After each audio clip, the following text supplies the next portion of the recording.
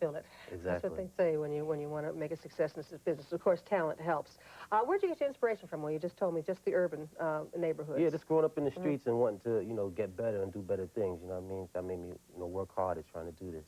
I assume you're wearing your stuff. Can we see your first young hunk? A young guy, young man. And tell us a little about what he's wearing. Well, he's wearing some of our fall fashion. It's called a Ditmas plaid jacket.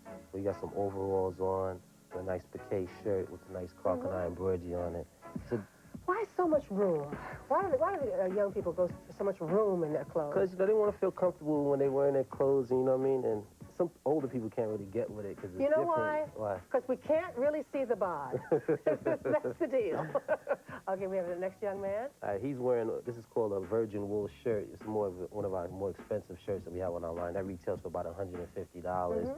And he has some corduroys on. We call it the Brooklyn Roy, just, giving props to Brooklyn. He also has some of the Karl Kani shoes on as well, because we have boots. We didn't get quite down there. Can we just take a second to take a look at the boots? Yeah, there we go. We don't want to talk about it and not be able to see. That's not good TV. Thank you. You have your stuff in Macy's? Yeah, we have stuff in Macy's. Did an appearance there yesterday. This is very nice looking. So this is some more Not that the others weren't, but I really like this. This is some more of our wool product again. He has some khaki overalls underneath it.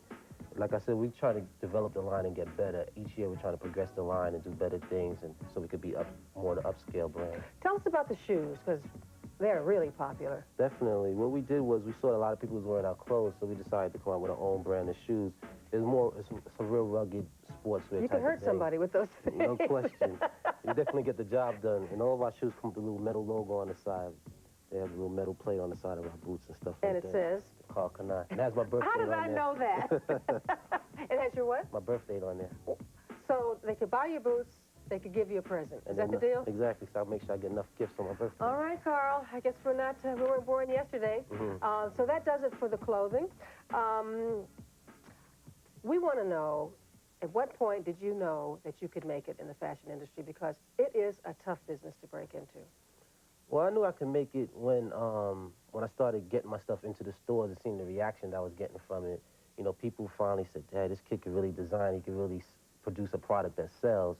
And when you start getting stores calling you up for reorders, you knew at that point that you had something that they needed. But that's another panic point, because now you've been doing a few pieces. Right. Now they want quantity. Right, and then that's what really proves a real designer, because you have to design season after season. And if you don't do good the first season, you're going to have to try harder the next season to, capitalize on your mistakes.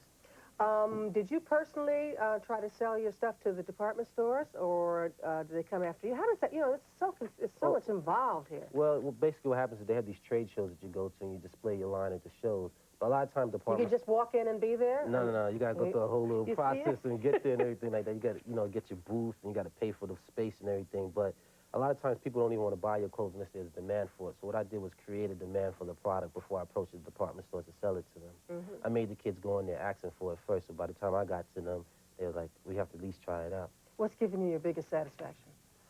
The biggest satisfaction is just to see people wearing my clothes and supporting it and being able to relate to me, because I only could design to what I know, designing from the streets of Brooklyn. So I just like to see the people wearing it and, giving props, because I'm opening up the doors for a lot of other black designers, too. I should say, I mean, you really have blazed the path for this particular kind of clothing, and I imagine down the line you'll expand, because the person who's going to be successful has to keep moving. No question. And it's good to see you guys walk into the shot again, so we get another good look at you.